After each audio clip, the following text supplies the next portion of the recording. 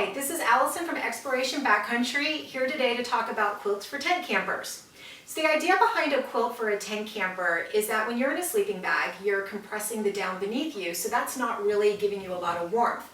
Why not remove that extra fabric in the zipper? You'll have a more lightweight system and hopefully also a more comfortable one.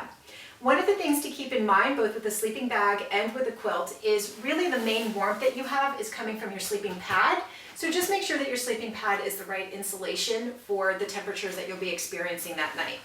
Now for tent campers, the manufacturers of quilts, these are originally for hammock campers. It's a top quilt, but the manufacturers who make them for tent campers make them in wider widths.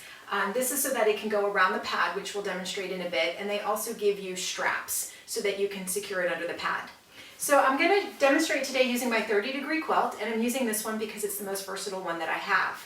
This is the quilt in its fully opened state, and this is a great option for when it's warm out, but there might be a little bit of the chill in the air, and you just want a little something to throw over yourself at night.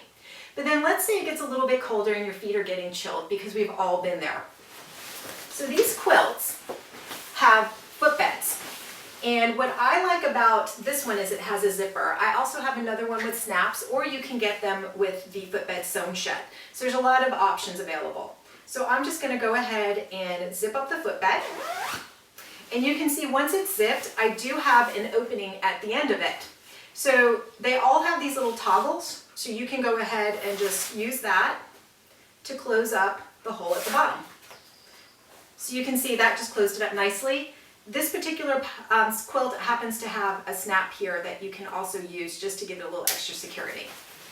So this is the quilt upside down, and you can see how your feet would go into the footbed here. Most of them also have some additional snappings further up, just to give you some more security in keeping your feet. So this would be another option for the quilt. And you can see that what would happen here is your feet would be nice and toasty in the footbed, but you could also keep the top open, and that would just give you a little bit of extra air circulation around the top. So again, just another great option. Now let's say it's cold out and you want the full sleeping bag quilt experience. So what you would do is hook it all the way around the pad.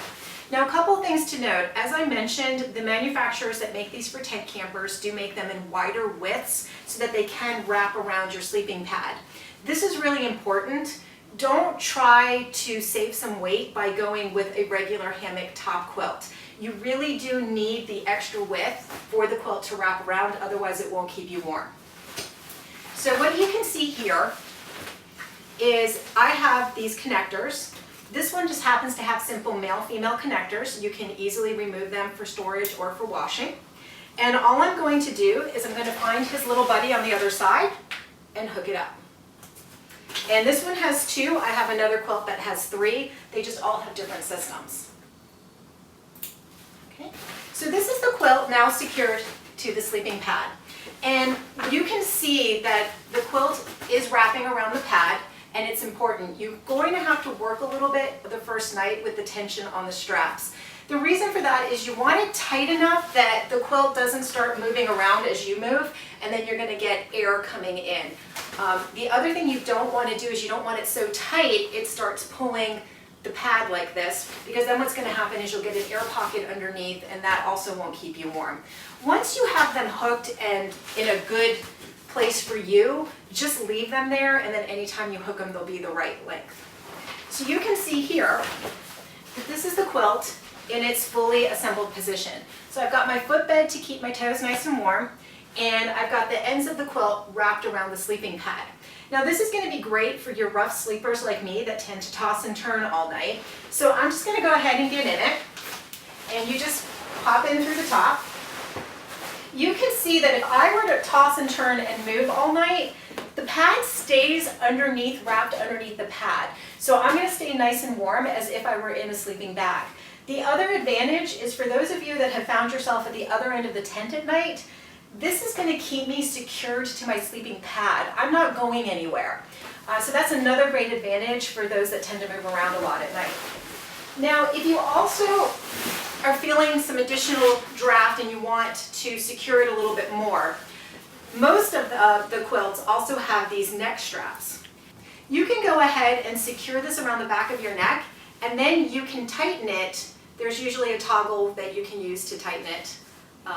Here, this one's gotten itself a little bit confused. But this is going to go ahead and secure around your neck. And what that's going to do is prevent any air from leaking in through your shoulders. So this is the quilt in its fully assembled position, as you can see.